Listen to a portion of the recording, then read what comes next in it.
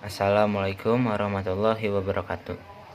Yang terhormat kepada Bapak Fariz Azhari MPD selaku dosen pengampu mata kuliah Inovasi Pendidikan. Di sini saya Rizky Nugrairudin dan rekan saya Ramadan Tohari. Kami akan memaparkan materi dari diskusi kelompok kami, yaitu tujuan reformasi pendidikan nasional.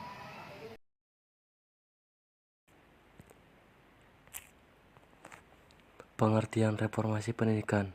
Menurut Kamus Besar Bahasa Indonesia, reformasi adalah perubahan secara drastis untuk perbaikan dalam suatu masyarakat atau negara. Sedangkan pendidikan diartikan sebagai proses pengubahan sikap dan tata laku seseorang atau kelompok orang dalam usaha mendewasakan manusia melalui upaya pengajaran dan pelatihan. Sehingga reformasi pendidikan dapat diartikan sebagai usaha atau proses perubahan sistem pendidikan yang ditujukan untuk memperbaiki kualitas pendidikan suatu daerah atau negara. Selanjutnya, latar belakang reformasi pendidikan. Salah satu tuntutan terjadinya gerakan reformasi pada tahun 1998 ialah diadakannya reformasi di bidang pendidikan. Forum Rektor yang lahir pada 7 November 1998 di Bandung juga mendeklarasikan bahwa perlu adanya reformasi budaya melalui reformasi pendidikan. Tuntutan reformasi itu dipenuhi oleh DPR RI bersama dengan pemerintah dengan disahkan Undang-Undang Diknas Sistem Pendidikan Nasional tanggal 11 Juni 2003. Reformasi di Indonesia yang terjadi pada pertengahan tahun 1998 yang pada dasarnya bersifat untuk mengejar kebebasan. Seringnya terjadi demonstrasi yang menuntut hak dan keadilan. Reformasi pun turut berdampak pada sistem pendidikan yang didahului oleh perubahan undang-undang pendidikan yang mendaki paradigma sentralistik bergeser menjadi paradigma desentralistik pada sistem pendidikan. Pemberlakuan Undang-Undang Nomor 22 Tahun 1999 tentang Pemerintah Otonomi Daerah kemudian diganti dengan Undang-Undang Nomor 32 Tahun 2004 tentang Pemerintah Daerah, mengisyaratkan mengenai kemungkinan pengembangan suatu wilayah dalam suasana yang lebih kondusif dan wawasan yang lebih demokratis. Pemberlakuan undang-undang tersebut menuntut adanya perubahan pengelolaan pendidikan dari yang bersifat sentralistik menjadi yang bersifat desentralistik.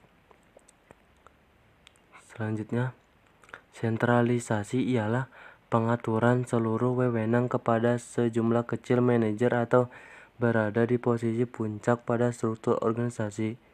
Desentralisasi juga diartikan sebagai penyerahan atau pengalihan tanggung jawab, kewenangan dan sumber-sumber daya, dana manusia dan lain-lain dari pemerintah pusat ke pemerintah daerah yang berdasarkan asas otonomi.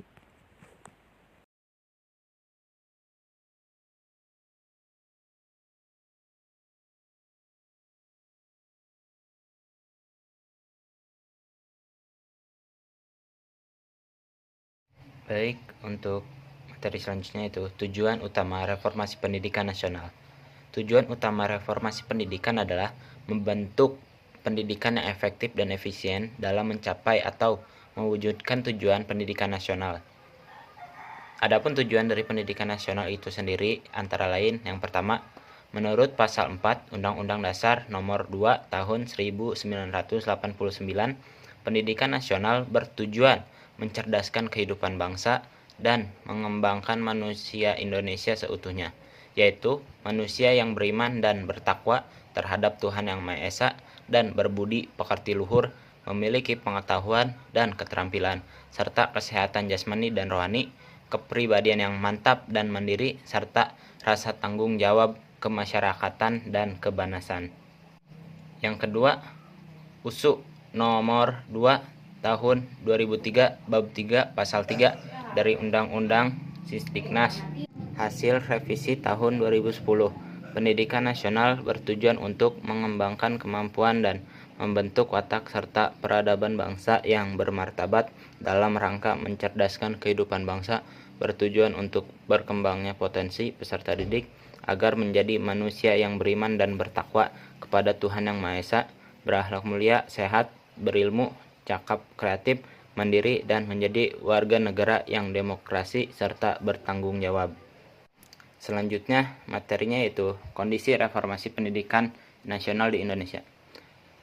Dikarenakan adanya perkembangan zaman yang lebih modern seperti kemajuan ilmu dan teknologi yang dapat meningkatkan kualitas taraf hidup, serta berdasarkan tujuan reformasi pendidikan, tentunya bangsa Indonesia dituntut untuk melakukan reformasi dan pembaruan mengenai sistem pendidikan yang telah dijalankan.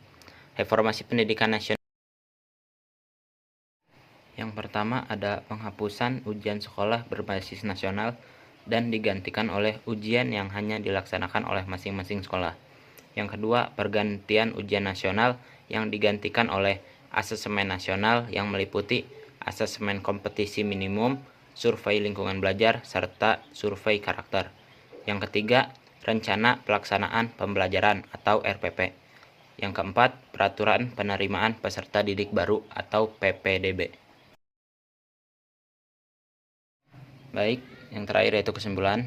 Reformasi pendidikan diartikan sebagai usaha atau proses perubahan sistem pendidikan yang ditujukan untuk memperbaiki kualitas pendidikan suatu daerah atau negara.